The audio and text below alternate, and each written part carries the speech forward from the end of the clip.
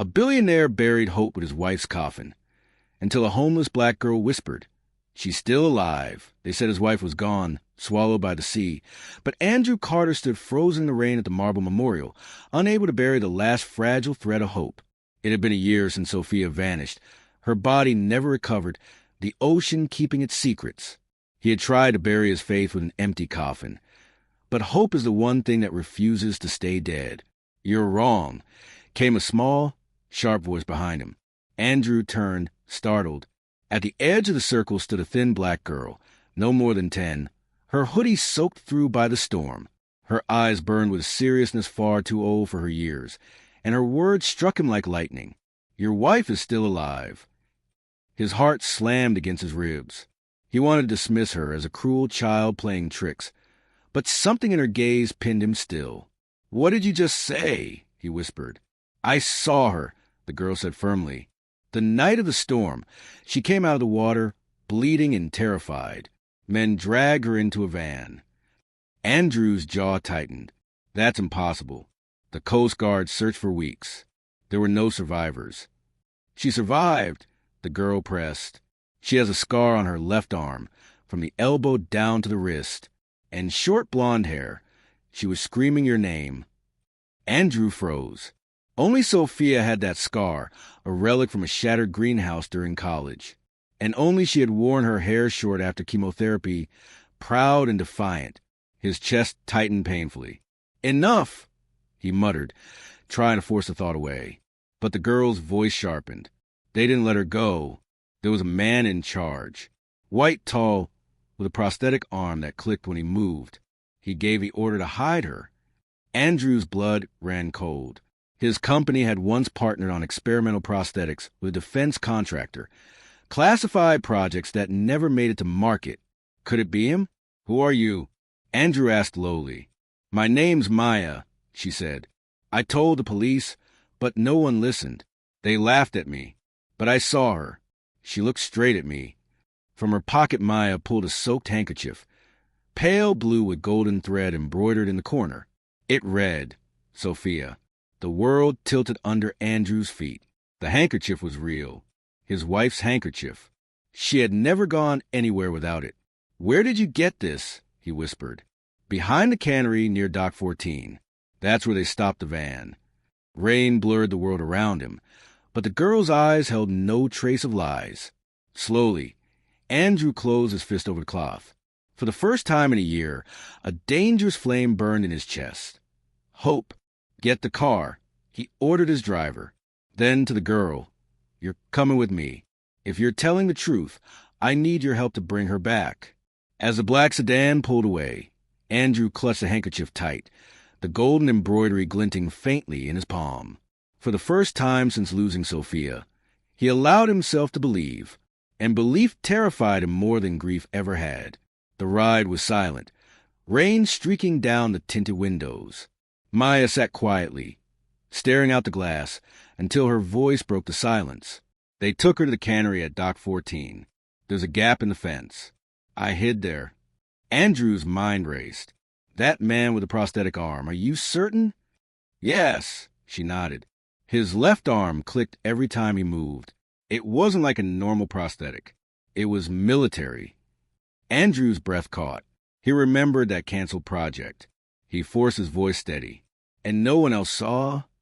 "No one sees kids like me," she murmured. "I sleep near trash bins. People don't look." Her honesty hit him like a punch.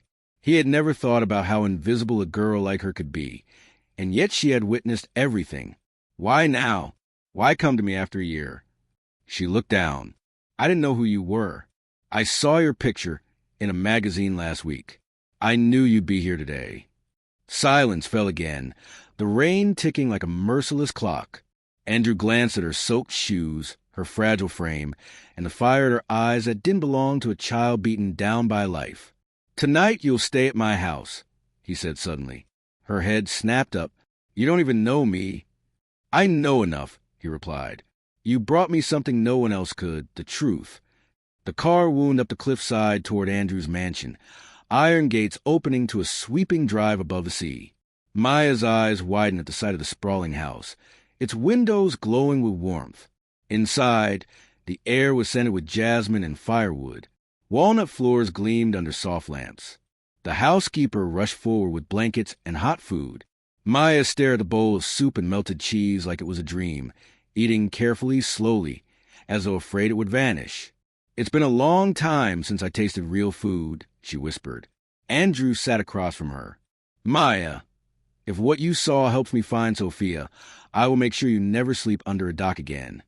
Her eyes flickered with suspicion. "You'd really do that?" "I don't make promises I can't keep," he said simply. Later that night, while Maya slept curled on the sofa, Andrew stood in his dark study. Phone pressed his ear. "Marcus," he said when the voice answered. "It's me. I need eyes on Dock 14. Look for unmarked vans, contractors, anyone with a prosthetic arm." "You said you were done," Marcus growled. "I was," Andrew whispered, "until tonight." By dawn, maps and blueprints covered his desk. Maya ate breakfast in the dining room, wrapped in a new coat, smiling faintly over scrambled eggs. Andrew entered with a coffee. "Did you sleep well?" "That couch is softer than any bed I've ever had," she admitted shyly. "Good," he said, "because today you're coming with me. I need you to show me exactly where it happened. Your memory is sharper than any satellite." An hour later, the black SUV rolled to a stop in front of the abandoned cannery.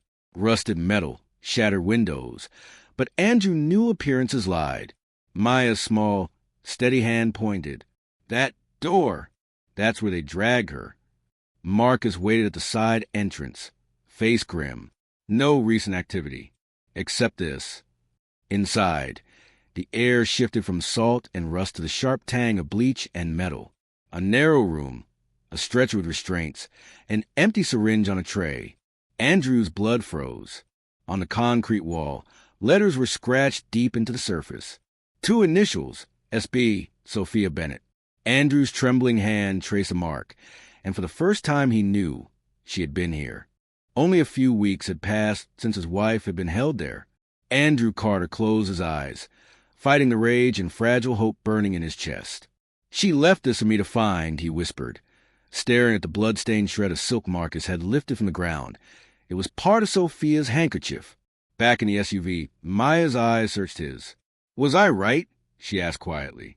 Andrew's voice was rough. "You were right." Her gaze dropped. "She was scared, wasn't she?" He nodded, terrified but alive. Outside, storm clouds gathered over the sea. Somewhere in the shadows, Sophia was still whispering his name. And Andrew Carter was no longer grieving. He was hunting. That night, the mansion lay in silence, broken only by the crackle of the fire in Andrew's study. Maya sat cross-legged on the rug, sketching with the pencil he had given her. Her drawing was of a woman with short hair and fear in her eyes. Andrew watched from the desk, the blood-stained fabric beside him. "You've drawn her before," he said softly. "Only in my head," Maya replied. "When I couldn't sleep, I pictured her face so I wouldn't forget. It felt like someone had to remember her." Andrew's chest tightened. While the world had moved on, this invisible girl had carried Sophia's image like a sacred memory. "Tomorrow we'll meet someone from the Harbor Patrol," he told her. "Maybe he'll remember something from the storm." Maya's eyes flickered. "If something happens, what do I do?" His tone was firm. "Run. Don't freeze. Call the number I gave you." "I'm not afraid," she whispered. "You should be," he muttered back. The next morning they drove to the marina. An old officer named Richard Hayes was lighting a cigar when they approached. He eyed Maya with suspicion. "Your daughter?" "She's a witness," Andrew said flatly. "Tell me what you remember from that night." Richard hesitated, then sighed. "There was an unregistered distress call. We logged it, but Homeland Security ordered us to delete the report. They said it was a drill." Andrew's jaw tightened. "Where?" Richard circled a spot on a laminated map. Dead Man's Rock. Back in the car, Andrew leaned close to Maya. "It wasn't an accident they took her. Sophia was about to expose shipping executives for laundering money and trafficking people. They silenced her." Maya's eyes widened. "So it wasn't about you?" "No," Andrew said grimly. "It was about her. She was a threat.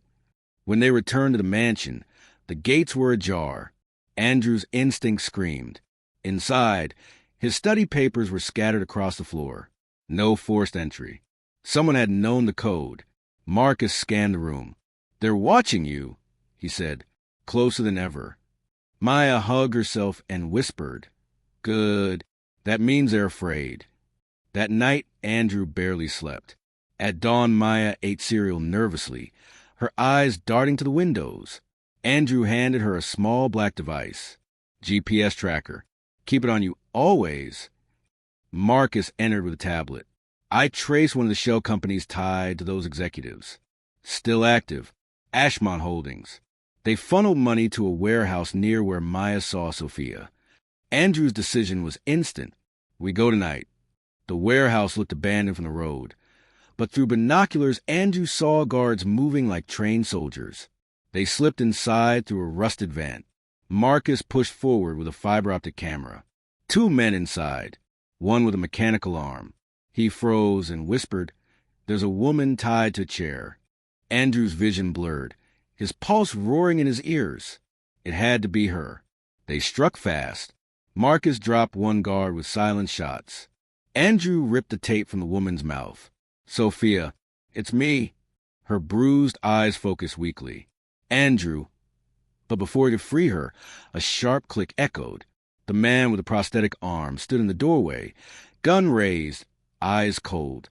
"She should have drowned," he snarled. "I was paid to make sure she disappeared." Andrew stepped in front of her, dropped the weapon. The man sneered.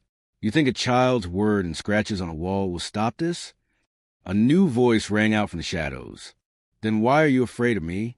Maya stepped forward, clutching a heavy flashlight like a weapon. The man spat. "You're just a stupid kid." Her eyes narrowed. "Then why are your hands shaking?" That heartbeat of distraction was enough. Marcus lunged, disarmed him, and dropped him unconscious with a brutal blow.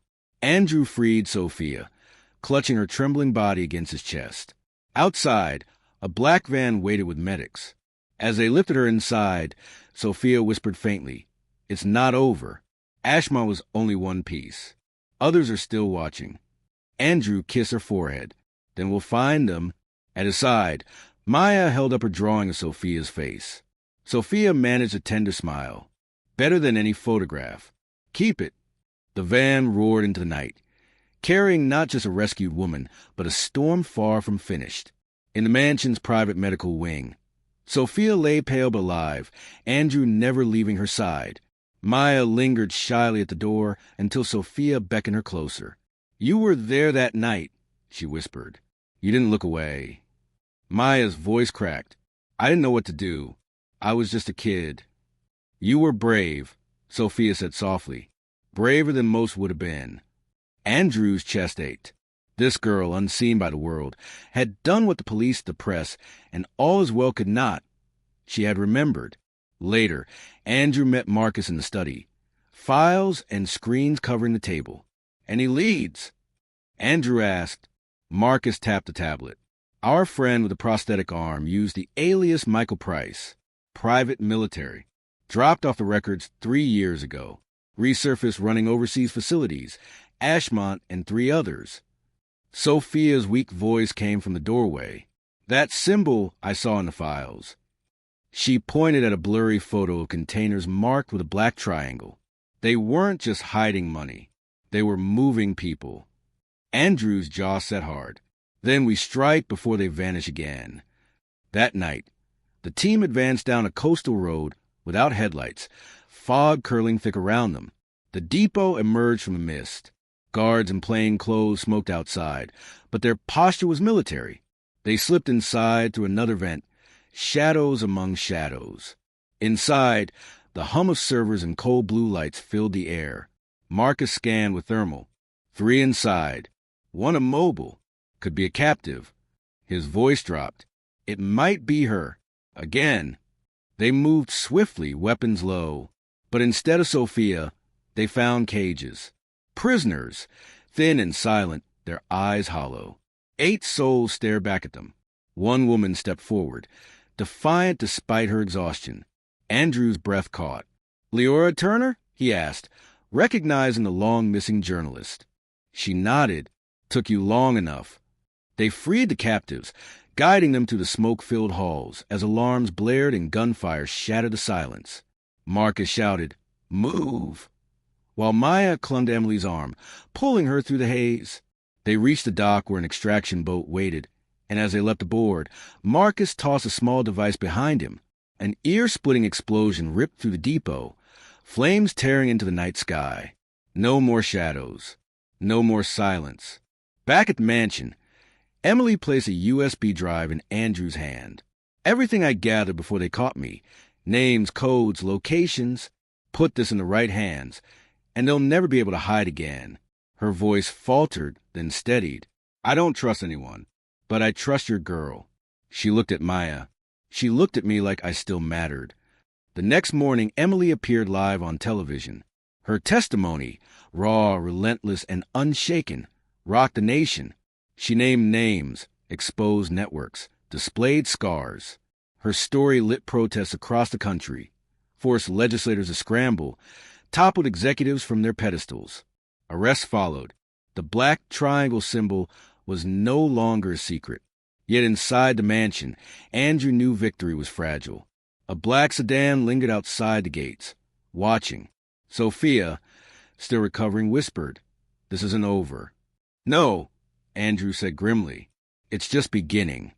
3 days later, federal agents delivered files that confirmed his worst fears. The Black Triangle Network wasn't only corporate, it stretched into government itself. Sabotage at every level. At the center was a name that froze Andrew's blood. Thomas Whitmore, a former intelligence officer who had vanished 5 years earlier. Now, he was a ghost pulling every string. "We take him out," Andrew muttered. Sophia's eyes sharpened. "Not in the dark. We drown him in light." Maya, curled with her notebook in the corner, looked up. "Then we show the world everything." Plans were drawn, evidence prepared.